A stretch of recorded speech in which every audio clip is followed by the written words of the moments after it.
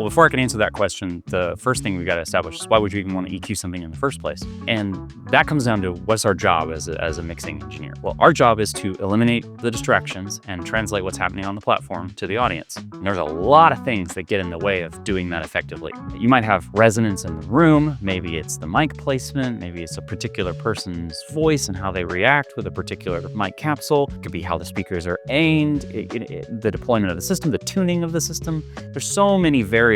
You've got to go deal with those variables to get them to sound like they're right in front of me talking to me. I want that to be the sound that comes through the speakers. But all those other distractions, we need to deal with those. Otherwise, you're going to end up with something that sounds muffled or harsh or bright or all the words we use to describe sound. So the tool that sound guys we go to is we go grab that EQ, and maybe it's muddy, and so we pull some 250 out, or maybe it's harsh, we take some 3K out. The challenge when you're mixing is that you start to get more nuanced, and you go, well, I only want that 3K out when they sing those harsh notes, but when they're singing down low, I want it to still be there to add some presence. Very quickly you start to get to, well, I don't want those frequencies removed all the time. I just want them gone some of the time. And that's where dynamic EQ comes in. And it's such a cool tool because it allows you to make that EQ cut, but it's reactive. The harder someone sings into it, the more that frequency is removed. Or you can do the opposite. The harder something's hit, the more that frequency is boosted. Done this on like a snare drum before.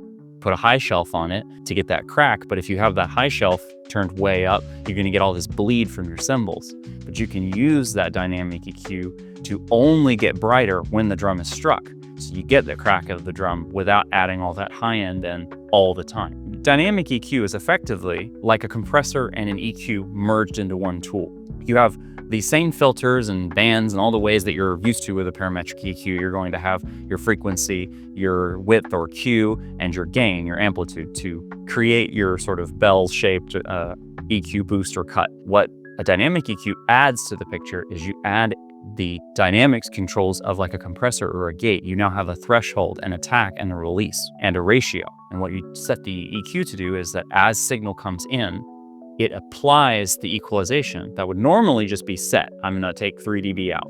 It, progressively removes 3 dB as more signal comes into the compressor. What this ends up giving you at the end of the day is a more natural sounding source. You get to take the problems away, but you get to keep those frequencies in when they're not an issue. And that tends to be a much better way of tackling problems. Now, I will mix dynamic EQ along with the regular EQ because some rooms just let's be honest, I've never been in a room that didn't have an issue at 250 hertz. Some rooms have bigger problems than others that are they need to be cut out. But that I just love dynamic EQ because it just lets you react and have a much more natural sounding source, which is just a really useful tool. It definitely is something that we're thinking about in the back end to make sure that people have the tools they need to get the best sound they possibly can out of their system.